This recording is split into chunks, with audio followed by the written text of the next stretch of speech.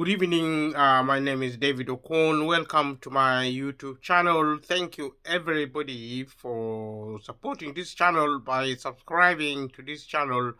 We have been talking about the European Union in terms of when Britain left Europe and in something called Brexit.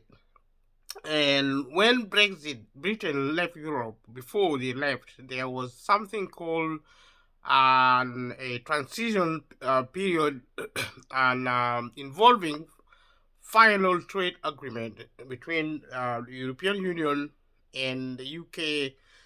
And the reason for us talking about the European Union is to illustrate the pointing to the problem with the cost of living. The cost of living is the single most important the single most important subject for people who are suffering from the cost of living.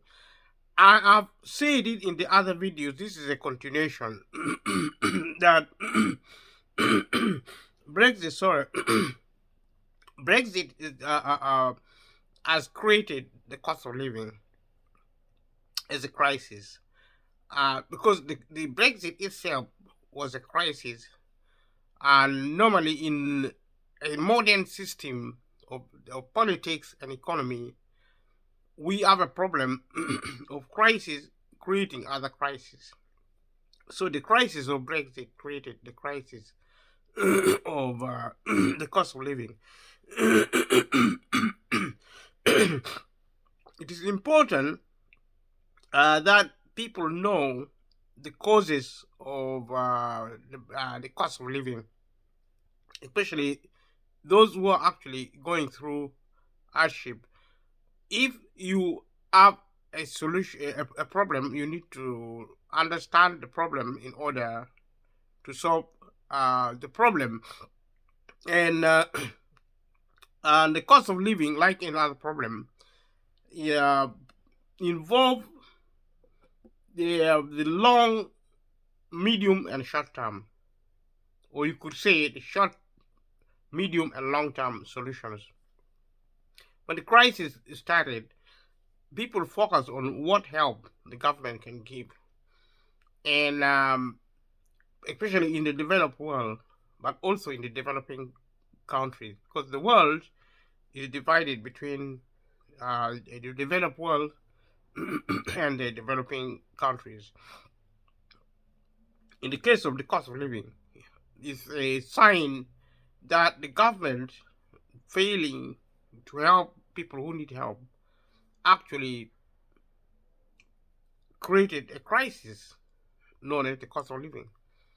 Because normally when there is a crisis in the system, normally created by whatever, maybe natural disaster, politics, war, such as in Ukraine, it is the role of the government is to intervene in the economy to help those who cannot help themselves. And in terms of the cost of living, the people suffering are actually those who are poor.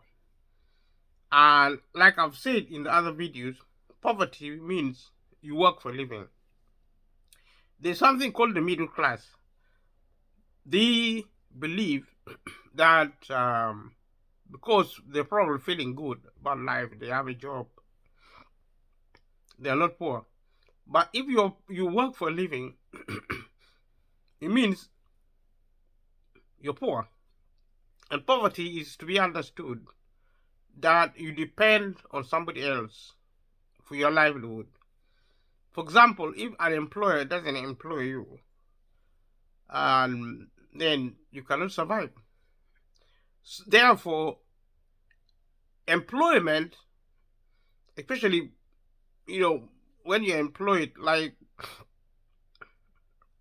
within the minimum wage, you're being paid minimum wage.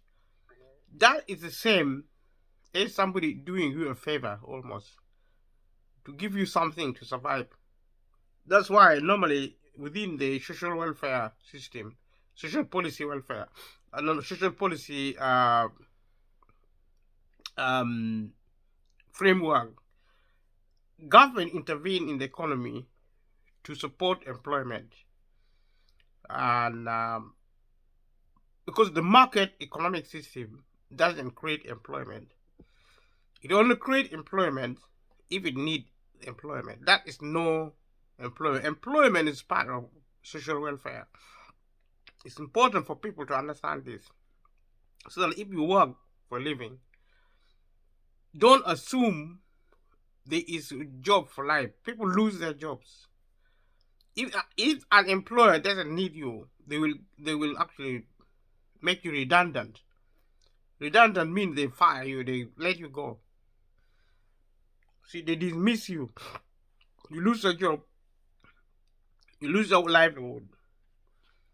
In most countries, in most modern countries, especially the developed countries, if you lose your job, you look for another one.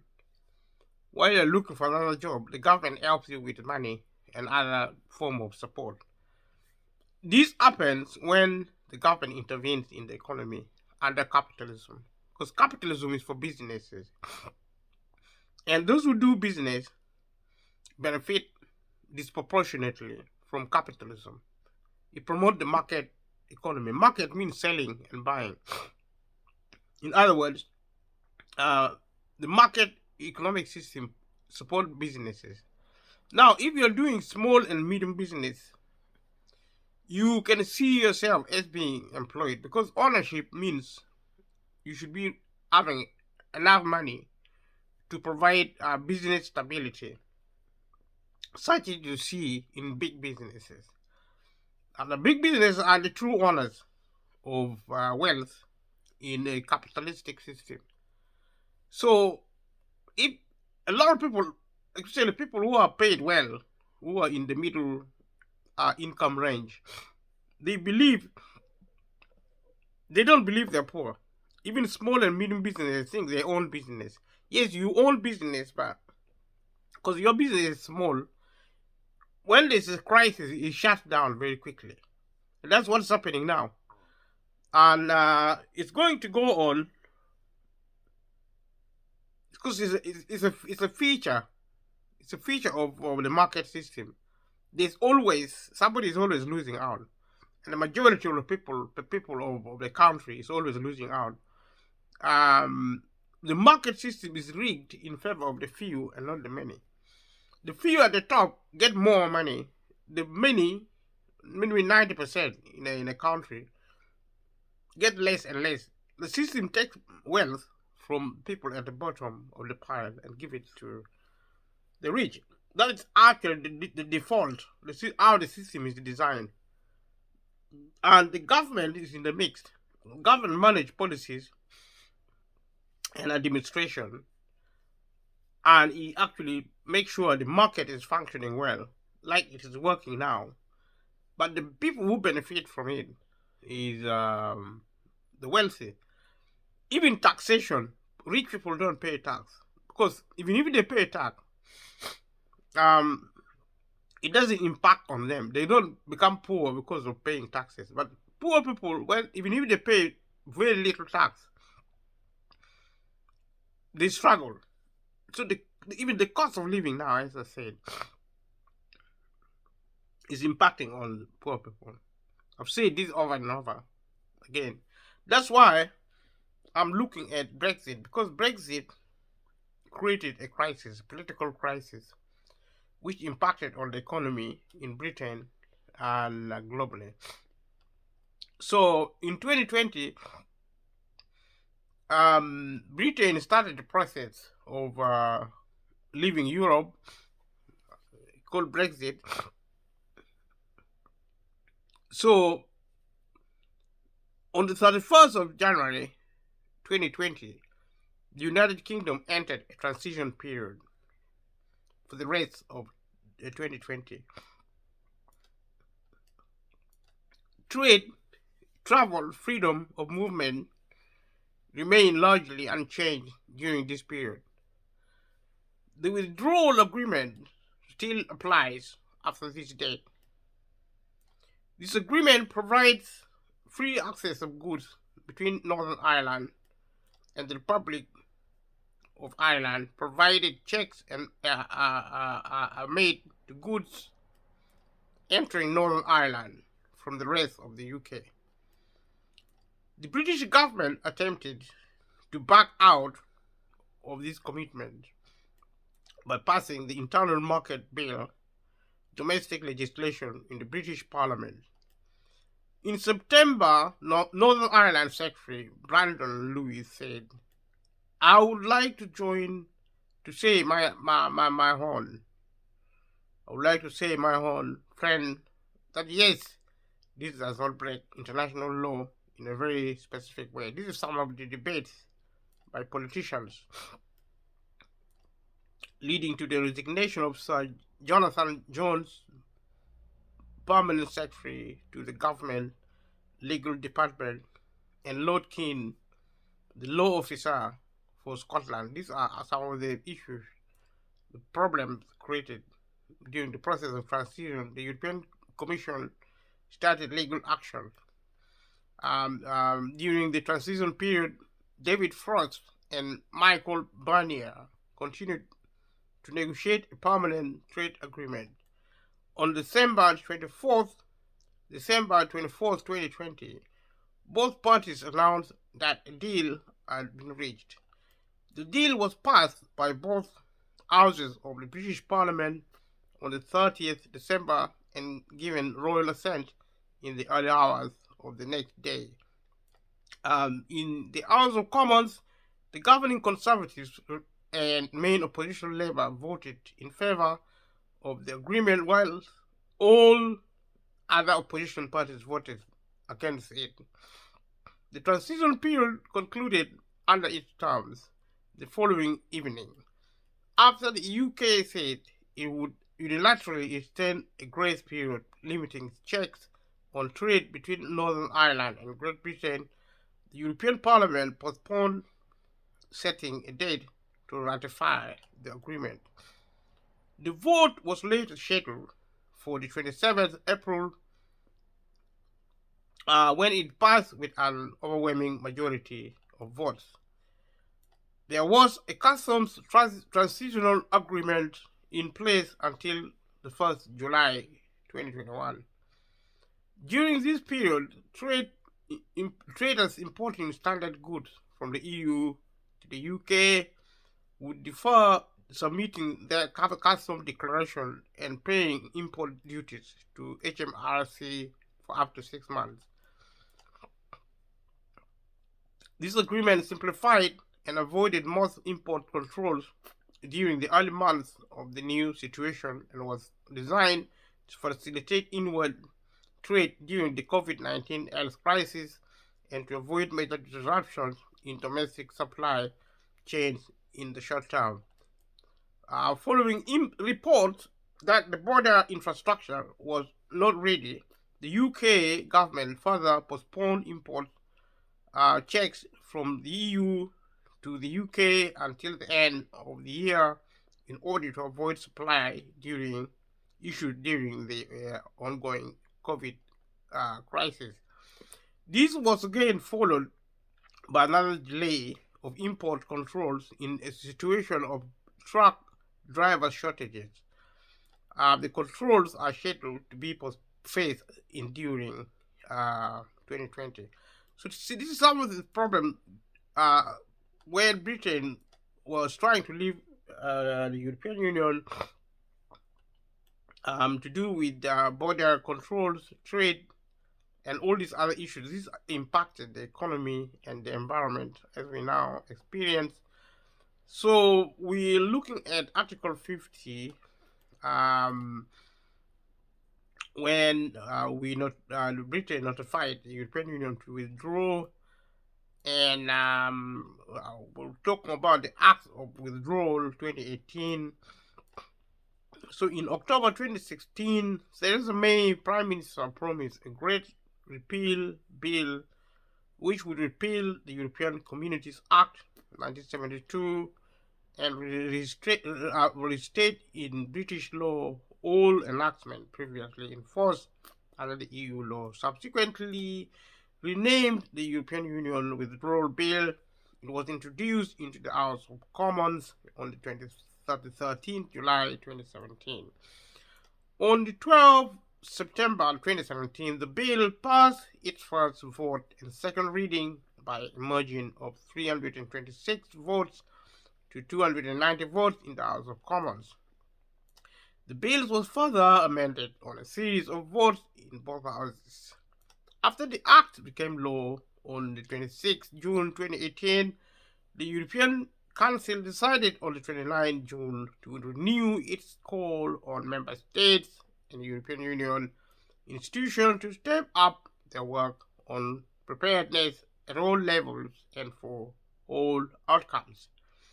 The Withdrawal Act fixed the period ending 21st January 2019 for the government to decide on how to proceed if the negotiation had not reached agreement in principle on both the withdrawal agreement and the framework for the future relationship between the EU, the UK, and the EU, while alternatively making future ratification of the withdrawal agreement as a treaty between the UK and the EU depend upon the prior enactment of another Act of Parliament for approving the final terms of withdrawal when the Brexit negotiations were completed.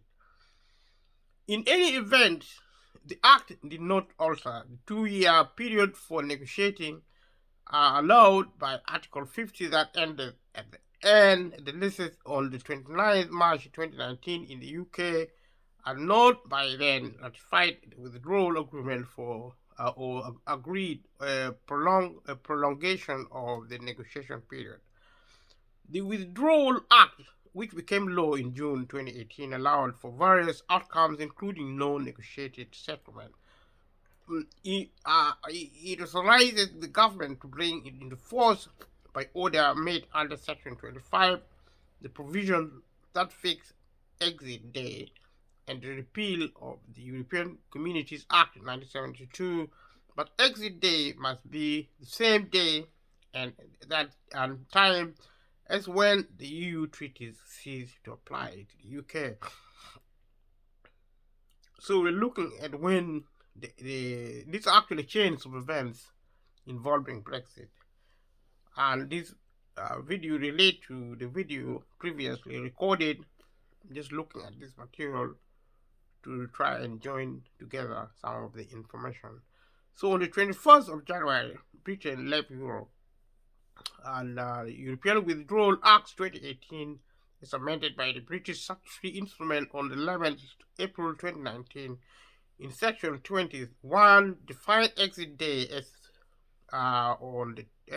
being on the 31st of October 2019. This is some very detailed information about the Britain leaving Europe. Originally, exit day was defined as being on the 29th of March 2019. So there were different bills actually to support Britain leaving. A report published in March 2017 by the Institute of Government commented that in addition to the European Union withdrawal bill, primary and secondary legislation would be needed to cover the gaps in policy such as customs, immigration, and agriculture. If you are watching this video, link it to the previous videos because I already discussed issues to do with movement of people, capital, and goods as being features of the European Union integration. But when Brexit occurred, Britain had to make changes so that he begin to do things differently. The report also commented that the role of the devolved legislature was unclear and could cause problems, and that was many as 15 new additional Brexit bills might be required, which would involve strict prioritization and limiting parliamentary time for in-depth examination of new legislation.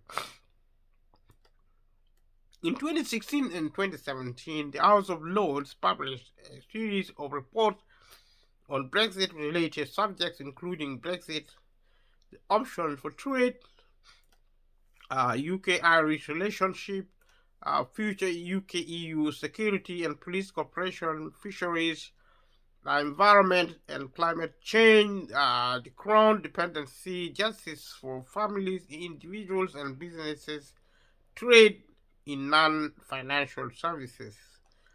There are other issues involving nuclear safeguards in which Britain set laws, something called Nuclear Safeguards Act 2018.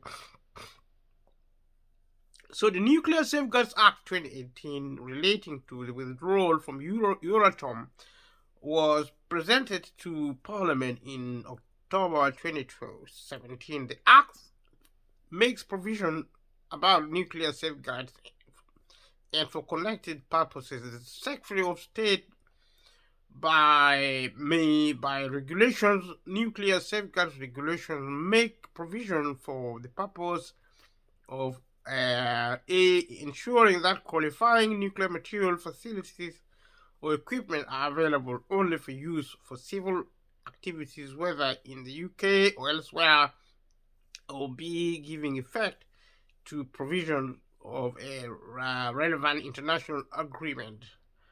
So this is some of the laws actually surrounding nuclear power, nuclear facilities, nuclear material. It's to do with security as well. The European Union Withdrawal Agreement Act 2020 actually makes legal provision for ratifying the Brexit withdrawal agreement and incorporating it into the domestic law of the United Kingdom. The bill was first introduced by the government on 21st October 2019. This bill was not further debated and lapsed on the 6th November when Parliament was dissolved in preparation for the 2019 general election. The bill was introduced immediately following the general election and was the first bill to be put before the House of Commons in the first session of the 58th Parliament. Changes from the previous bill by the re-elected government and was read a first time on the 15th December immediately after the reading of the Outlawries Bill and before the debate on the Queen's speech began. The second reading took place on the 20th of December and the third on the 9th of January 2020. This act was given royal assent on the 23rd January 2020, 9 days before the UK left the European Union. So we're looking at what people thought afterward. Public opinion seen Brexit before 2020. So what people thought generally about membership of the UK membership of the European Union between 2016 and 2020. Opinion polling overall showed an initial fall in support for Brexit from the referendum to late 2016 when responses were split evenly between support and opposition. So like I said in the other videos, the British people were not well informed about leaving. So when they left, they changed their mind almost immediately. But there was a lot of politics involved in Brexit. That's why it created a lot of problem and chaos. And that's why people should know it. People have the right to know what happened. And when they suffer the cost of living, they should be able to explain it to themselves and also support their local MPs and people who are responsible for administration of policy. What really caused the cost of living significantly? It was actually Brexit creating a lot of crisis, economic crisis, leading to what is now the cost of living as a crisis.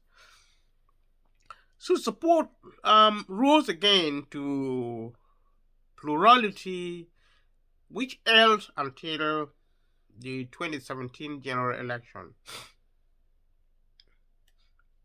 Since then, opinion polls tended to show a plurality of support for remaining in the European Union or for the view that Brexit was a mistake, with the estimated margin increasing until a small decrease in 2019 to 53% remain, 47% remain as of October 2019. This seems to be largely due to a preference for remaining in the EU among those who did not vote in 2016 referendum, an estimated 2.5% of whom, as of October 2019, were too young to vote at that time. So young people felt actually done by, because people who made decision on their behalf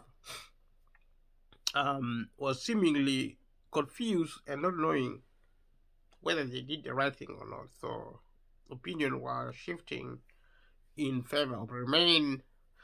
Other reasons suggested include slightly more leave voters than remain voters, 14% and 12% of each, respectively, as of October 2019, changing how they would vote, particularly in Labour areas, and the death of older voters, most of whom voted to leave the European Union. Remember, we said in the other videos that mostly elderly people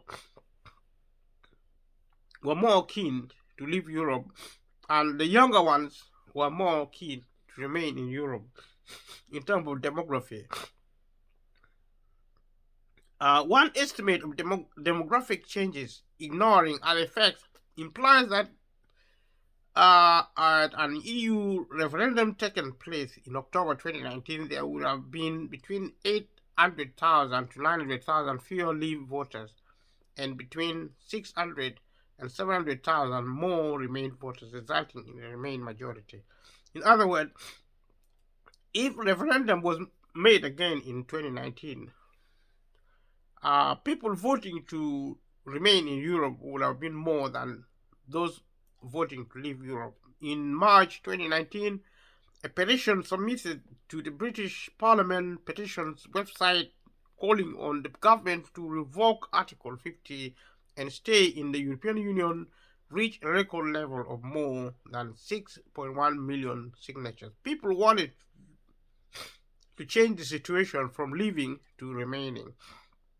A post-referendum opinion polling 2016 to 2020 can demonstrate these facts, and he questioned whether the UK was right or wrong to vote leave, and that showed the politicizing of the exercise, which was a major mistake in my opinion. I've discussed this at fair details in the other videos. This is actually a continuation of those videos.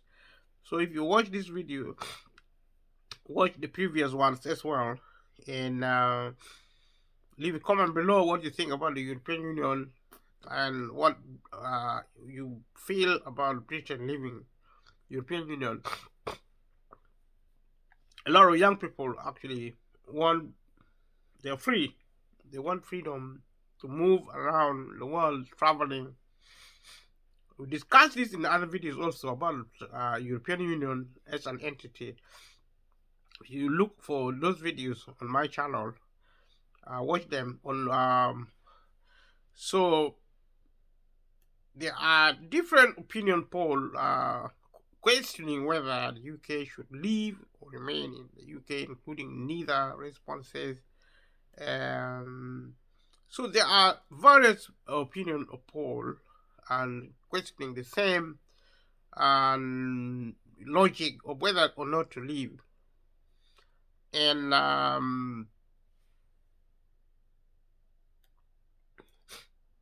some people actually thought Britain should rejoin. So YouGov polling has shown a gradual but progressive decline in the public perception of the benefits of Brexit, with the overall margin of sentiment about the rightness of the Brexit decision declining from slightly positive in 2016 to minus 11% in 2020. So less and less people saw the merit.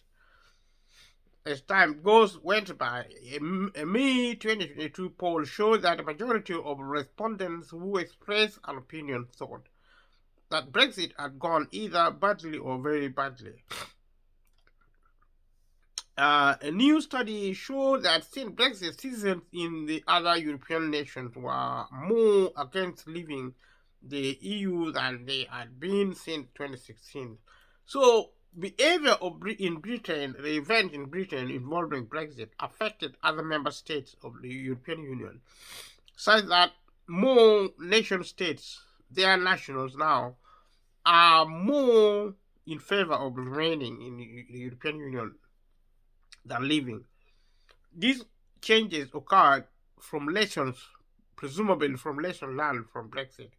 A new study showed that since Brexit, citizens, the recent polls in Great Britain also reflect these numbers, with 54% of poll respondents believe that the country was wrong to leave the European Union, while 35% of respondents believe it was the right decision.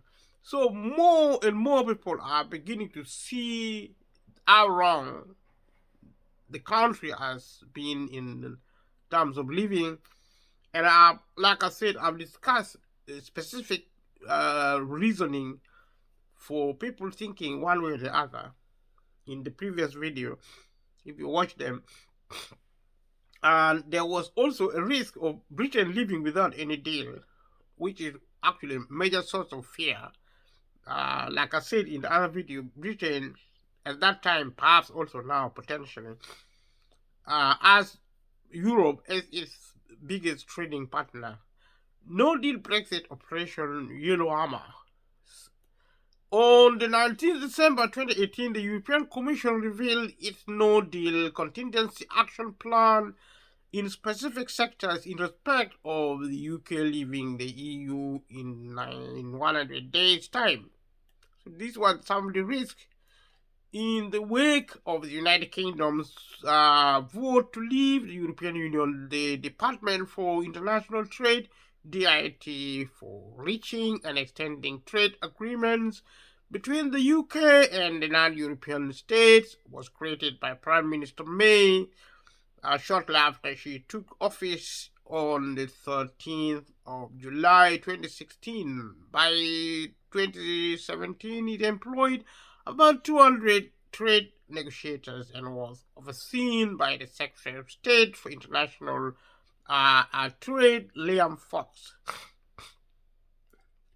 In March 2019, the British government announced that it would cut many import tariffs to zero in the event of a no-deal Brexit. The Confederation of British Industry said the move would be a sledgehammer for our economy.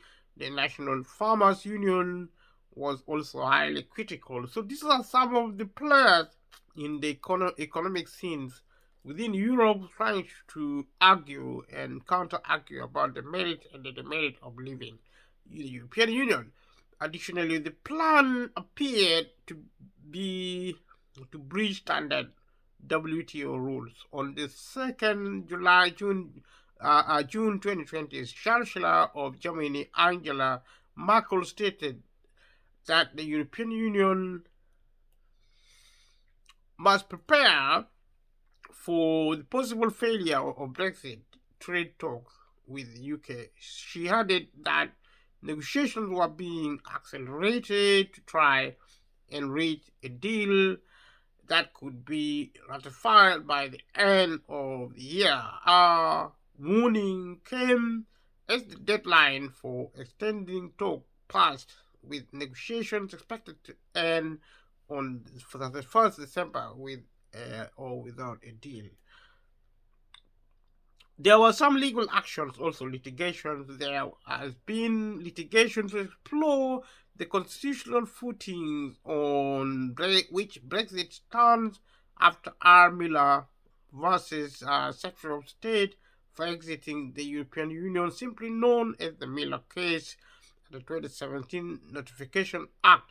In R. Webster and Secretary of State for exiting the European Union, a divisional code of gross LG and Green MR determined that the substantive decision to leave the EU that was notified on the 29th March 2017 was in fact the execution the executive decision of the Prime Minister using a statutory power by decision found to have been delegated to her by the Notification Act. This is confirmed by the House of Commons Library commentary on the case.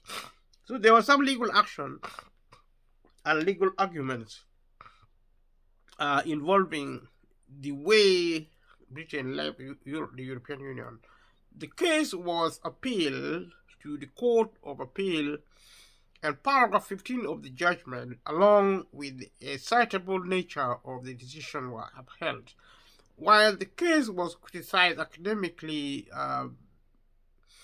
by Robert Craig, who lectures in jurisprudence at the London School of Economics, aspects of the case analysis were supported by the Supreme Court in Miller 2 at paragraph 57, which confirmed that Parliament, in particular the House of Commons, as the democratically elected representatives of the people, has a right to have a voice in how that change comes about is indisputable. Some of the legal argument, especially the constitutional reasoning surrounding Brexit. Supreme Court of the United Kingdom, UKSC stroke 2019 stroke 41. This confirmation that the decision was an executive act was part of the basis of R. Wilson versus Prime Minister, which allied this point with the concerns about the irregularities in the referendum. The High Court hearing was on the 7th December 2018 by before Osley MJ, and when judgment was given, it was held that court's job was not to rule on irregularities in the Leave campaign. As these were not questions of law, it was also said that the case was brought both too early and too late. So this is complex legal reasoning surrounding Brexit judgment in the Court of Appeal before Higginbottom LJ and Andon Cave LJ before also went against the applicant. Regarding the reversibility of a notification under Article 50, Whiteman and others versus Secretary of State for exiting the European Union was referred to the Court of Justice of the European Union. The UK government sought to block this referral, taking the matter on appeal to the Supreme Court but was unsuccessful. On 10th December 2018, the Court of Justice of the European Union ruled that the UK could unilaterally revoke its Article 50. This was some argument, technical argument involving Brexit and impact of Brexit as actually shown by some information. Many effects of Brexit depended on whether the UK left with a withdrawal agreement or before an agreement was ratified, no deal Brexit. So Brexit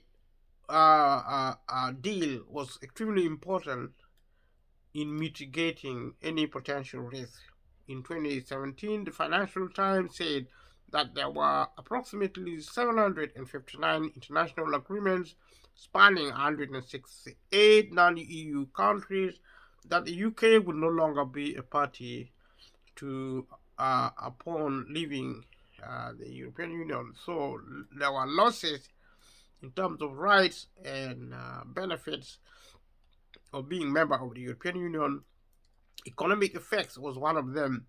So economists expected that Brexit would have damaging immediately would have damaging immediate and longer term effects on the economies of the UK and at least part of the European Union 27. So economic analysts were concerned that Brexit was going to impact on the economy of the UK, United Kingdom, but also of the European Union membership, the countries of the European Union membership. So I would say, because the European Union is very powerful, whenever there is a problem with the economy of Britain and of the European Union, as well as perhaps America and the West, these problems, economic or otherwise, impact on the globe.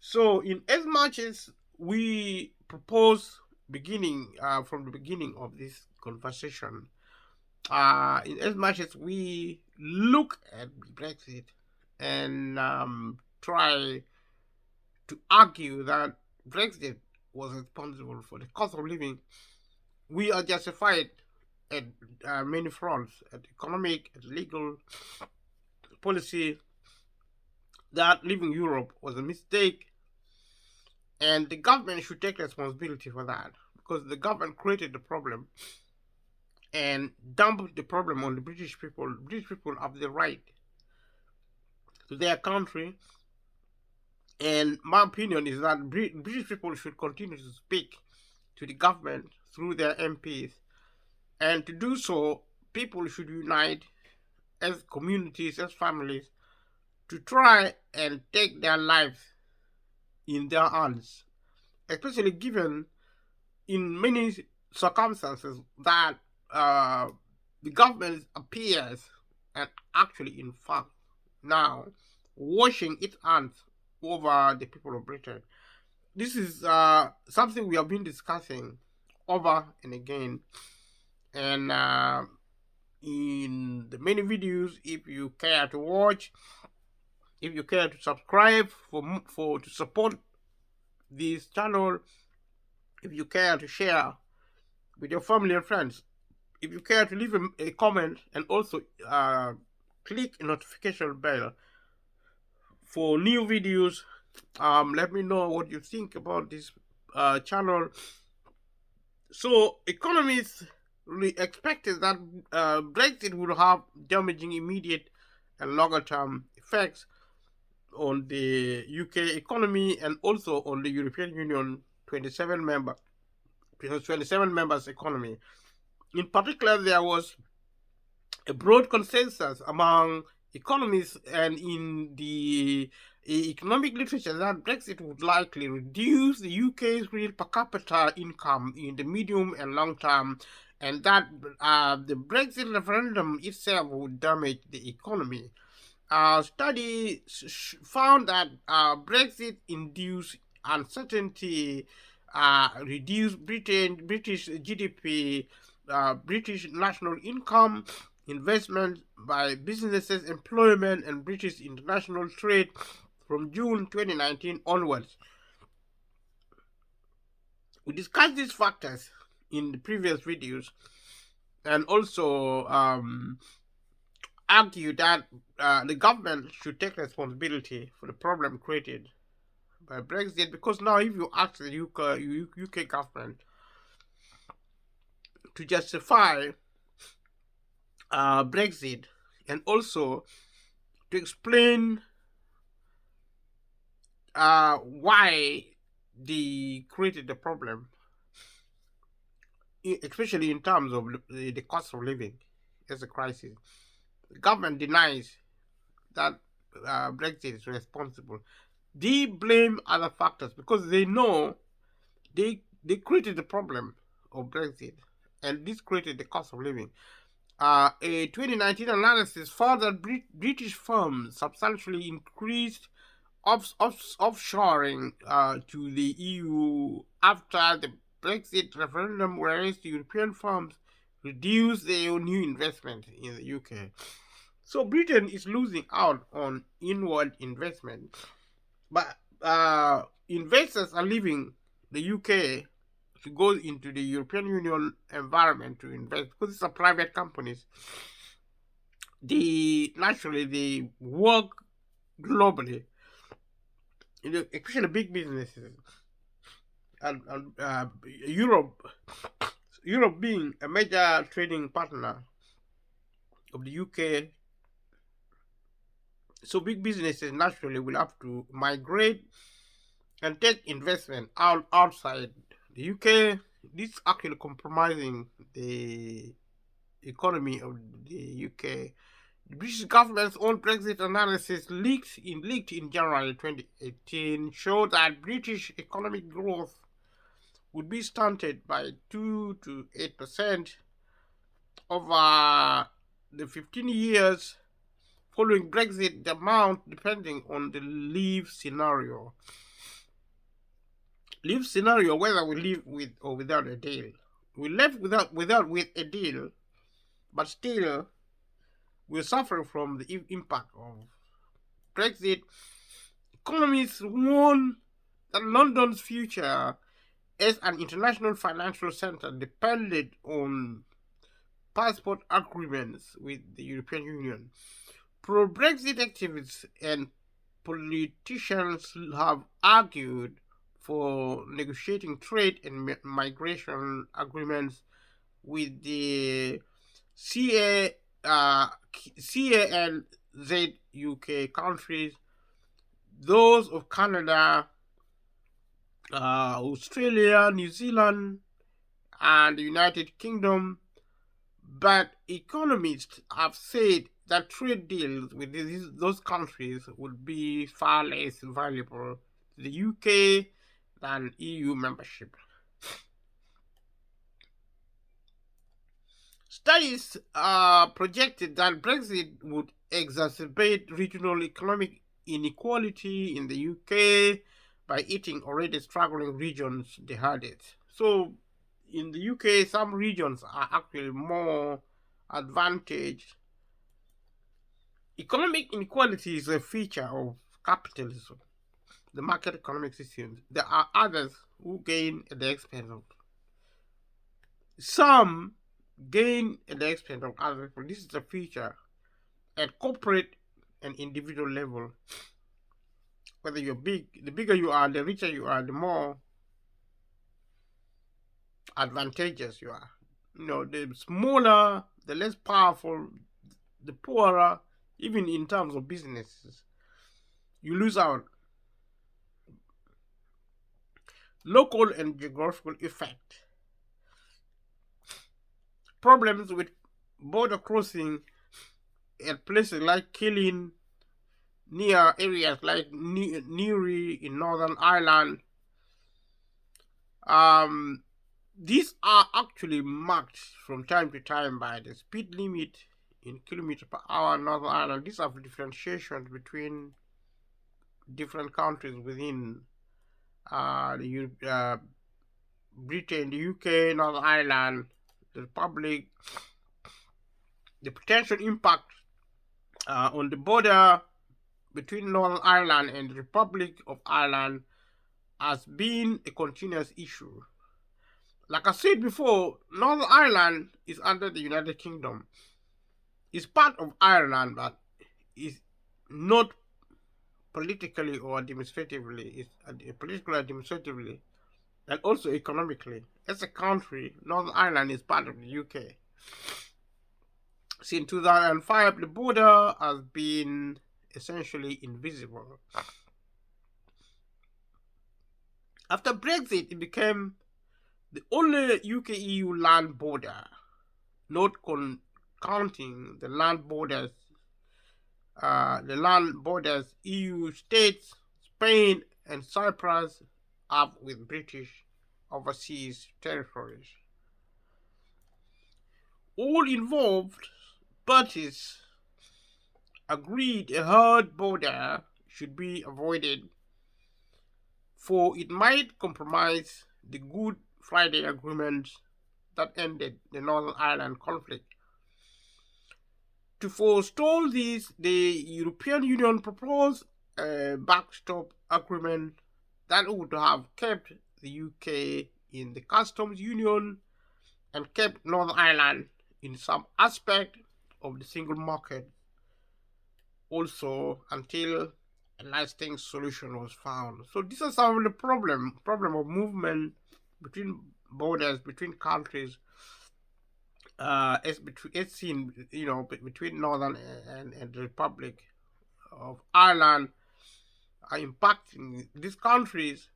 The UK Parliament rejected this proposal after further negotiation in autumn of 2019. An alternative model, the Northern Ireland Protocol, was agreed between the United Kingdom and the European Union.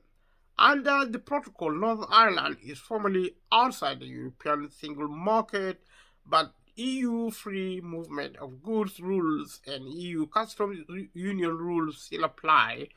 This ensures there are no customs checks or controls between Northern Ireland and the rest of the island.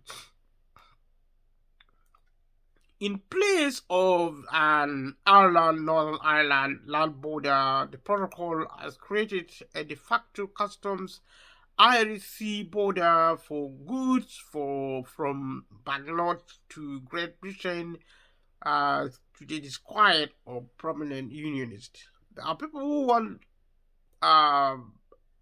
Northern Ireland to be part of the Republic of Ireland. After the Brexit referendum, the Scottish government, led by the Scottish National Party (SNP), planned another independence referendum because Scotland voted to remain in the European Union while England and Wales voted to leave. Brexit is the responsibility of England and Wales. Scotland, which is part of the United Kingdom, voted to remain because of the devolution of power. It had suggested this before the Brexit referendum. The First Minister of Scotland, Nicola Sturgeon, requested a referendum be held before the UK's withdrawal, but the British Prime Minister rejected this timing, but not the referendum itself. At the referendum in 2014, 55% of voters decided to remain in the UK, but the referendum on Britain's withdrawal from the European Union was held in 2016 with 62% of Scottish voters against Brexit. In March 2017, the Scottish Parliament voted in favour of holding another independence referendum. Independence referendum is to say Scotland wants to leave the United Kingdom.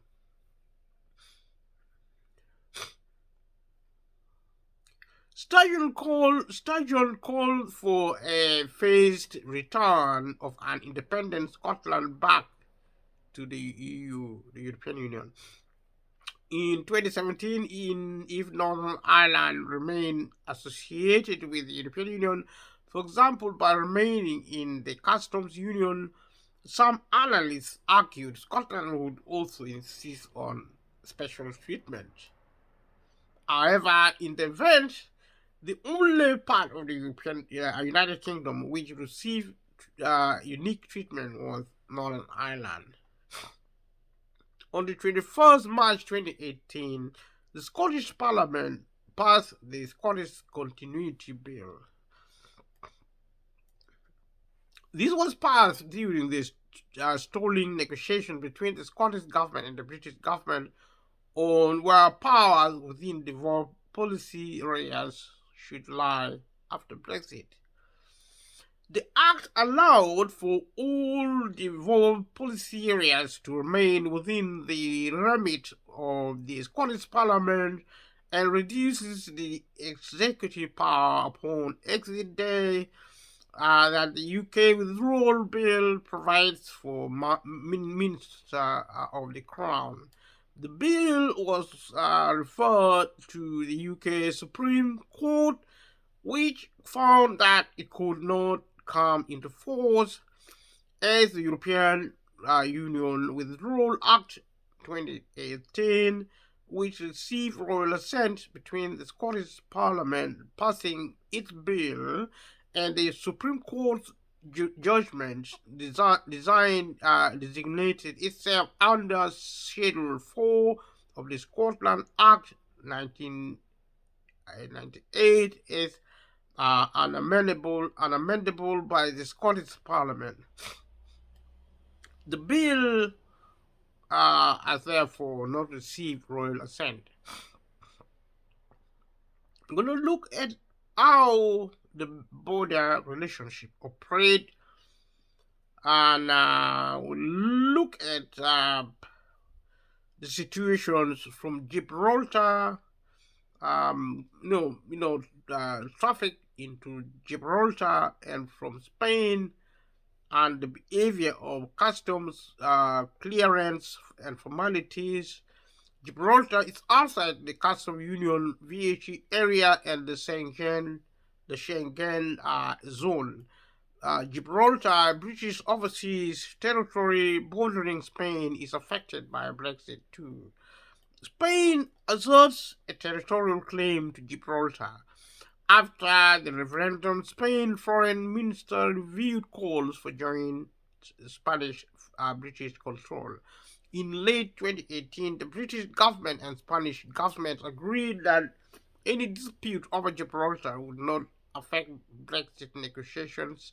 The British government agreed that UK-EU treaties made after Brexit would not automatically apply to Gibraltar.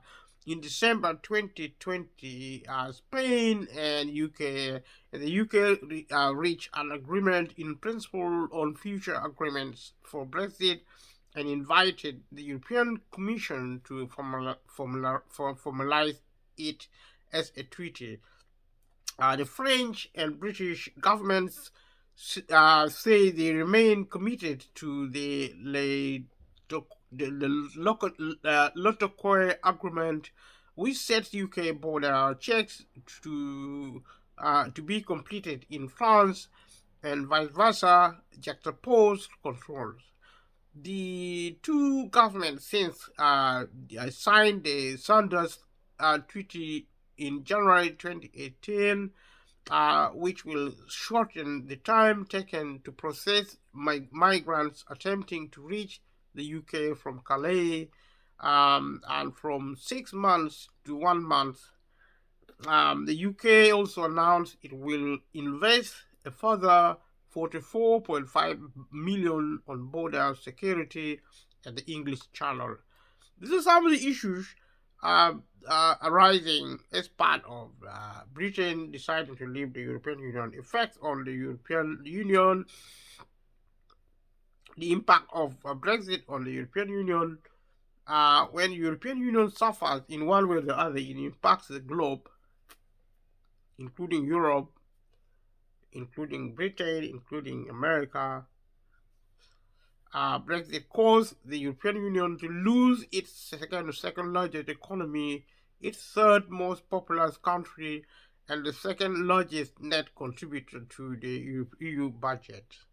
The UK is no longer a shareholder in the European Investment Bank, where it had 16% of shares. The European Investment Bank's board of governors decided that the remaining member states would proportionately increase their capital subscriptions to maintain the same level of overall subscribed capital, EU to 243.3 billion. As of March 2020, the subscribed capital of the EIB had increased by an additional EU 55 billion following the decision by 2 member states to increase their capital subscription, Poland and Romania. This is some of the problems involving financing the European Union and therefore impacting on the economy. The EIB's total supplied capital thus amounted to EUR 248.8 billion. Brexit did not impact the EIB group's of AAA credit rating.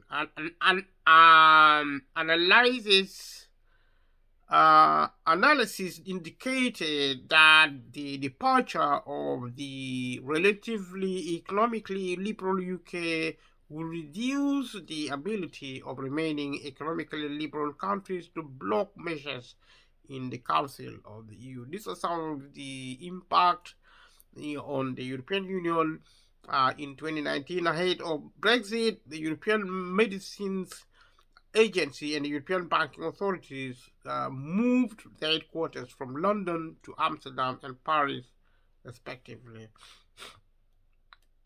We look at the sectors of the economy. The UK has left the common agricultural policy CAP, which provides government financial support to farmers in the EU. Brexit allowed the UK to develop its own agricultural policy, and the Agriculture Act 2020 replaced the CAP with a new system. The UK did also leave the Common Fisheries Policy (CFP) that lets all European EU countries fish within 20 nautical miles of the British coast and lets the EU set catch quotas. So the combined EU fishing fleets landed about 6 million tons of fish per year as of 2016, about half of which were from British waters. By leaving the CFP, the UK could develop its own fishery policy. The UK did also leave the London Fisheries Convention that let Irish, French, Belgian, Dutch, and German vessels fish within 6 nautical miles of the UK coast. Brexit poses challenges to British academia and research as the UK loses research funding from EU resources and sees a reduction in students from the European Union. Academic institutions find it harder to hire researchers from the EU, and British students will face greater difficulties with studying abroad in the European Union. The UK was a member of the European Research Area and likely to wish to remain an associated member following Brexit. The British government has guaranteed funding for research currently funded by the European Union. An early 2019 study found that Brexit would delete the National Health Services (NHS) workforce. It was deplete the National Health Services (NHS) workforce, create uncertainties regarding care for British nationals living in the European Union, and put at risk access to vaccines, equipment, and medicine. The Department for Health and Social Care has said it has taken steps to ensure the continuity of medical supplies after Brexit. The number of non-British EU nurses registering with the NHS fell from 1,304 in July 2016 to 46 in April 2017. In June 2016, 58,702 NHS staff recorded a non-British EU nationality, and in June 2020, 70,735 NHS staff recorded an EU nationality. However, to present this as the full story would be misleading because there are over 57,000 more staff for whom nationality is known now than in 2016. Under the European Union Withdrawal Act 2018, EU laws will no longer have supremacy over British laws after Brexit. We discussed the question of British sovereignty, which actually reverted back to Britain after Brexit. And if you watch the other videos, I've discussed this, most of these points. already there. To remain continuity, to maintain continuity, the Act converts EU law into British law as retained EU law. If Britain likes something about the law as contained in the formerly EU law legal framework, it actually can choose to leave them on the new legal arrangement to maintain. After Brexit, the British Parliament and the devolved legislatures can decide which elements of that law to keep, amend, or repeal. Furthermore, British courts will no longer be bound by the judgments of the EU Court of Justice after Brexit. So there is also the independence of the British court being now independent of the European Union legal jurisdiction. After Brexit, the UK is able to control immigration from the EU and EEA as it can end EU referendum movement, freedom of movement. The current British government intends to replace it with the new system. The government's 2018 white paper proposes a skills-based immigration system that prioritizes skilled migrants. The European Union and EEA citizens already living in the UK can continue living there after Brexit by applying to the EU settlement scheme, which began in March 2019. Irish citizens will not have to apply to the scheme. Studies estimate that Brexit and the end of free movement will likely result in a large decline in immigration from EEA countries to the UK. After Brexit, any foreigner wanting to do so more than temporarily will need a work permit. By leaving the EU, the UK would leave the European Common Aviation Area (ECAA), a single market in commercial air travel, but could negotiate a number of different future relationships with the European Union. British Airlines would still have permission to operate within the EU with no restrictions and vice versa. The British government seeks continued participation in the European Aviation Safety Agency (EASA). The UK has its own air service agreements with 111 countries, which permit flights to and from the country, and further 17 countries through its EU membership. These have since been replaced. Ferries will continue, but with obstacles such as customs checks. New ferry departures between the Republic of Ireland and the European mainland have been established. As of August 2020, the government's Good Vehicle Movement Service, an IT system essential to post-Brexit goods movement, was still only in the early stages of beta testing, and with 4 months to go before it is required to be in operation. Concerns were raised by European lawmakers, including Michel Barnier, that Brexit might create security problems for the UK, given that its law enforcement and counterterrorism forces would no longer have access to EU's security database.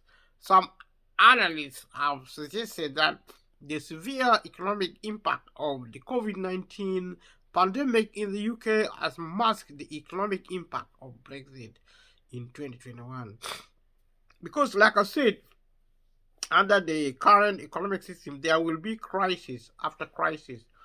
And COVID-19, I would suggest that, because people forgot about Brexit. They're not thinking about COVID-19, and now they are forgetting about COVID-19. They're thinking of the war in Ukraine. In December 2021, the Financial Times quoted a range of economists as saying that the impact of Brexit on the UK economy and living standard appears to be negative but uncertain. According to the Office for Budgetary Responsibility, the new trade agreement between the EU and the UK could, over time, result in a 4% reduction in British productivity compared with its level, which with its level at the 2016 EU referendum gone the other way. Brexit was widely described as a factor contributing to the 2021 United Kingdom neutral natural gas supplier crisis, in which panic buying led to serious disruption of road fuel supplies across the UK, as it is exacerbated the UK shortage of HGV drivers. In a July 2021 report, the Road Haulage Association estimated that UK faced a shortage of up to 100,000 truck drivers. Forecasts were made at the time of the referendum that Brexit would impose trade barriers, leading to a decline in trade between the United Kingdom and the European Union. However, after a dip in 2020, as a result of worldwide lockdowns by 2020, trade in both directions had risen to higher levels than before Brexit.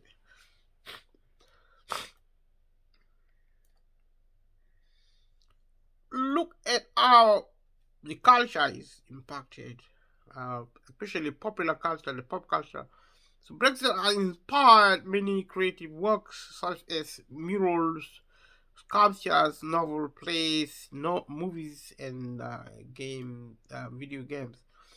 So the response of British artists and writers to Brexit has in general been negative, reflecting the report overwhelmingly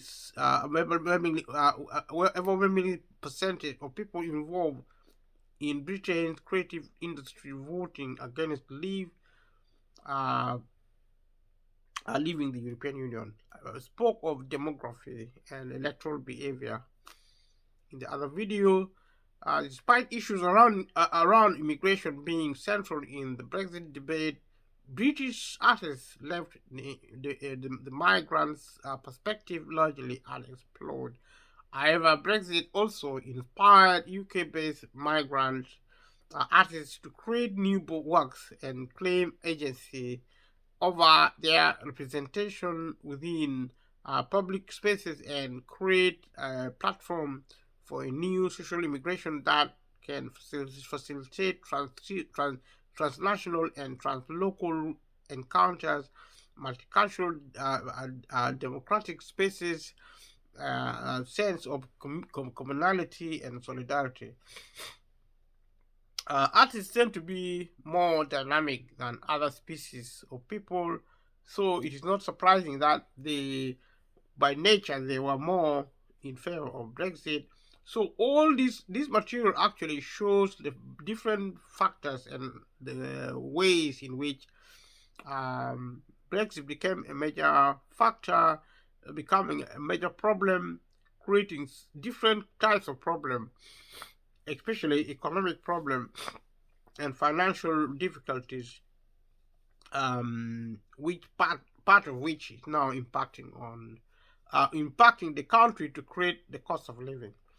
And the reasoning for this presentation is that normally, if you have a problem, understand the problem and solve it.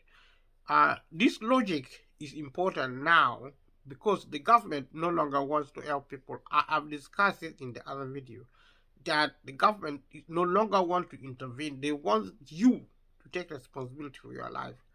And people still are waiting for the government to help them. Yes, the government is helping, but less and less the government is no longer helping. When we talk of the government has privatized the economy. Businesses are now running the country because the economy ran the country, and the economy is now run by private businesses, especially big businesses. Businesses only help if they need your help. Now, with the rise of the machine technology, more and more people are going to be unemployed. They're going to be out of work. They're going to be without income. There's going to be poverty. Some people might even die of poverty. And the government may decide to, this is speculation, the government may decide to solve the problem by sending people into concentration camps, because the insecurity crisis caused by poverty in Britain and across the globe is going to be very, very dangerous. The cost of living is the beginning. Poverty is going to continue more and more because of capitalism, because of the market system, because of the business system, and because of technology. Technology is taking jobs away. Uh, Work is the main source of livelihood in modern economies across the globe, not just in Britain. So people should prepare for the worst. And people should now start engaging with the state to try and help them more. We need cultural education in Britain and across the globe, where people begin to behave like human beings. People should have compassion. People should be compassionate, especially people in power, people who are rich, private companies, private owners of wealth in a country like Britain, across the globe. People should have compassion. This can be educational and culturally. People cannot learn to be human in any other way. We need to start supporting individuals, friends, families, communities, our societies. We need to start taking our lives into our own hands. We need to take responsibility for our lives. If not, we are going to end up in a bad way. In my opinion, if we don't resolve the issue of economic inequalities, there is going to be a crisis involving humanity. People will be more and more desperate, and society may collapse. If it does, security will become a major crisis, and those in power are going to have to send people into concentration camp, or maybe make them disappear. Maybe do some magic to let the poor disappear from the surface of the earth. Otherwise, they were going to have a lot of problems. What we see as the cost of living is a sign of the times, and that's why I am really will be continuing to look at different aspects of information and link them to the cost of living, because the cost of living is going to be there forever. And if you have watched after this point, then you have done great. Subscribe to this channel, support it, and share with family and friends, and let me know your thoughts. I'll see you in the next video. Thank you. Bye bye.